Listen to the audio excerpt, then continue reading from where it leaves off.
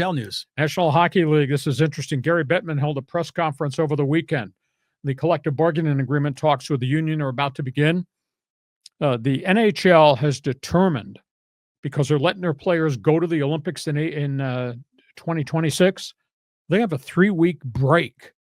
They're going to stop the season so the players can go play for each of their respective countries. Man, that's a long time to be off. It's great for the players because the NHL is such a grind. Bettman, though, did confirm that there is inner circle conversation about expanding the schedule. They're talking about going from 80 to 84 games, which to me that's a staggering amount of games to be played, the wear and tear factor. But the flip side is they would reduce preseason. Mm-hmm. They'd cut the preseason back, start the season a week early. 84-game schedule, though, that's an unbelievable grind. But at the end of the day, it's all about money. Make more money, 84 games. But that's what's being discussed right now. That's going to have to go through the Players Association. I don't know how quickly the players are going to be interested in doing that. A couple of other items. Soccer, they are unbeaten. Holy cow. SDFC. I mean, they are so dazzling with the pregame ceremonies, and when they score a goal, they came back and they played to another tie. They tied the Columbus Crew. They're 2-0-2, unbeaten in 4 games. Each of the games, they have come back and gotten into the games and either won it or forced a tie.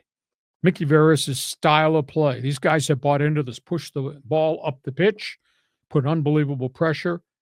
This is unique. They've gotten stronger and stronger from halftime on in each of the games. They're 2-0-2. That's pretty impressive. Last topic on the table, Formula One, Australian Grand Prix. Rain like hell in Melbourne. Accidents everywhere. 6 different wrecks. Lando Norris from Team McLaren won the Australian Grand Prix. He drove through wrecks. He drove through rain. He drove through the pits. He drove through tire changes.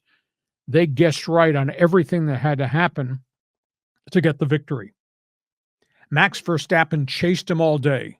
Verstappen, of course, is the icon, the legend with Team Red Bull. Couldn't catch him, but he put on a pretty good show. The most amazing thing was the new guy for Team Mercedes, 18-year-old Kimi Antonelli. Yeah. He could be like driving down the bottom of the hill on your street. You don't even know who he is. Yeah. Kimi Antonelli finished 4th as an 18-year-old in his first race in F1, and he drove on the ragged edge. I saw video of some of his passes in traffic in rain. Couldn't believe it as an 18-year-old.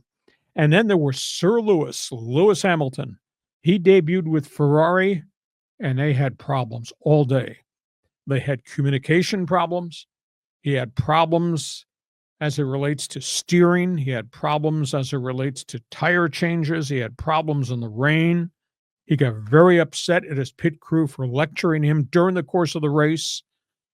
He's not had a lot of cockpit time, and evidently Ferrari's wheels, the wheels on the steering column, have all these computerized things you have to pay attention to make all these adjustments. And for some reason, Lewis Hamilton had a terrible time making the snap decision, I got to do this to set up the balance, or I got to do this for the wings. He had a terrible time, and they were trying to talk him through it during the course of the race, and he's trying to do 180 miles an hour in the rain, and they're trying to lecture him, and you're coming to this second turn, I want you to hit this button. And he finally got on and said, stop talking to me. I can't do this. Yeah. He finished 10th. Yeah. He finished 10th. Yeah. So the debut was really rocky. But Formula One, tell you what, it's grabbed the attention of the people here in the States. This F1 season is going to be fun. So you got comments on that? You're a Hockey Hotline fan. O Canada Network is open. You want to talk soccer? Corner kick us a comment. And if you like the F1, feel free to join us because the Fans Forum chat box is open. We put enough topics on the table here. Yeah, we put a ton on here. I just got a quick comment or question on each of these. For the NHL thing, you're talking about, the long break in between, to make room for 4 nations, whatever they're going to do. But, professional football, soccer has already figured this out. I mean, they have a gap in time for the Champions League and all those things. So why can't we just follow that model? Well, the players in soccer are screeching. You're making us play too many games and all these in-season tournaments, etc. There's no downtime and body recovery time. That's a problem in the NHL. They go to an 84-game schedule. How do these players recover? Well, you tell them you're going to be able to pay them more, and I'm sure they'll sign up for that. Okay. Okay, and then moving on quickly is San Diego FC, just so awesome. I mean, the way the fans of San Diego have really embraced the team. Love seeing that. Love, again, learning more about the players on our squad and some of the unique subtleties of their game. I just feel a little more educated as a fan as I'm going through this process. But I just love just hearing the chants and the rhythm from all the fans out there. And I think they kind of cleaned up the act. There was another incident, though, behind the goal. Oh, no. And this is after the players were on public address right before the start. Really? Urging the fans not to chant a homosexual slur at the goalkeeper from Columbus Crew. And it happened one time. Only one, but there were three the home game prior. But one is too many. But I don't know if it's a Mexican heritage thing. I don't understand why Mexican soccer fans, because it happens all the time south of the border, and they can't control it. What I don't understand the mindset of Mexican fan that it's okay to say those things. Well, I don't think we need to blame all Mexican fans. I think these are the idiot fans are the ones that are doing this. But it's a massive problem in Mexico in their league. Yeah. I'm aware of that. I know it's been pervasive, but it's idiotic, and it's a tiny percentage of the fans, probably even in Mexico. But everyone gets bad rap for it. They got to fix it. The F1 thing is interesting. I watched it, and it was in the rain. It was interesting to see the way they swapped the tires, to go from the slicks to the ones with tread. They seem to almost be faster in the pits than NASCAR. I thought it was like instantaneous. Yep. But I think goes to all the precision and timing of F1, and to your point about all the flip-flop tabs and everything on the steering wheel. Yeah, the complexities are so hard, which stuns me because Lewis Hamilton has been such a great driver with Mercedes. He had an entire off season.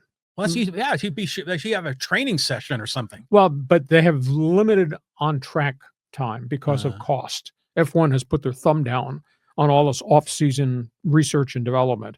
So he had two different practice sessions on two different tracks, but he really had a tough time. In fact, he blew his lid in the cockpit during the race about stop talking to me, because they're trying to instruct him. You're coming up here. This is what button you need. And the K1 setup it's very, very complex to try to explain. But for somebody that great to have that many problems with a new team, because normally you think all wheels are the same and they're all the dimensions, the buttons are all laid out. But he just had terrible time. It's a new team, so it's new engineers, new designers. Yeah, exactly. So tough time. Hey, this podcast is brought to you by Dixieline Lumber and Home Centers. You got projects, they got materials. You want ideas, they can be your best friend. Just check the website. Find out what they can do for you at Dixieline.com.